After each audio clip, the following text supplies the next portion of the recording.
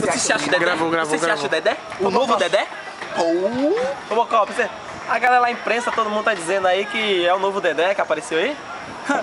Dedé, eu acho que não ainda, porque ele tem uma qualidade muito grande na forma de jogar, né? Eu estou trabalhando pra, quem sabe um dia, né, velho, eu chegar lá e com certeza, né, chegar à seleção brasileira, que é o meu foco mais importante. Robocop, depois de vilão, um herói, você se acha iluminado?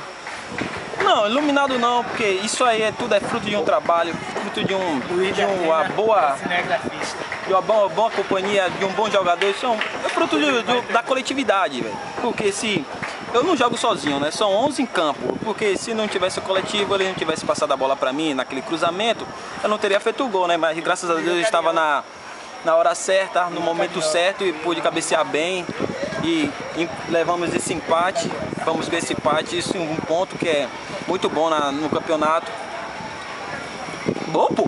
Muito bom pro campeonato, rapaz. O que vocês pretendem fazer pro próximo jogo? Ver se mostra alguma coisa a mais, algo mais, que tá pouco. O time do Vasco, que tem uma qualidade imensa de torcida, de tudo. Não, o seguinte é esse, o bom é a gente trabalharmos muito forte mesmo como estamos trabalhando, né, velho? E uma coisa que é bom, que a torcida venha nos apoiar.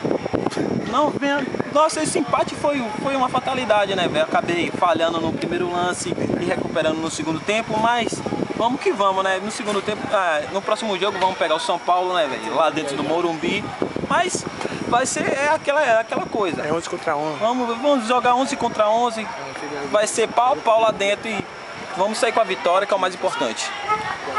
Seu Robocop, depois do Vasco, você... Estão dizendo aí que tem vários clubes atrás de você depois desse jogo passado. Você chegando ainda nesse jogo, jogou bem. Diz que tem vários clubes atrás de vocês ou é só enxame mesmo da imprensa? Não, o meu foco agora é o Vasco, eu só estou pensando no Vasco, né? Isso aí é especulação por debaixo do pano, isso aí é como empresário, mas agora atualmente só estou pensando no Vasco e até o campeonato terminar vai ser o Vasco, sempre o Vasco. Obrigado, Robocop. José da Atena.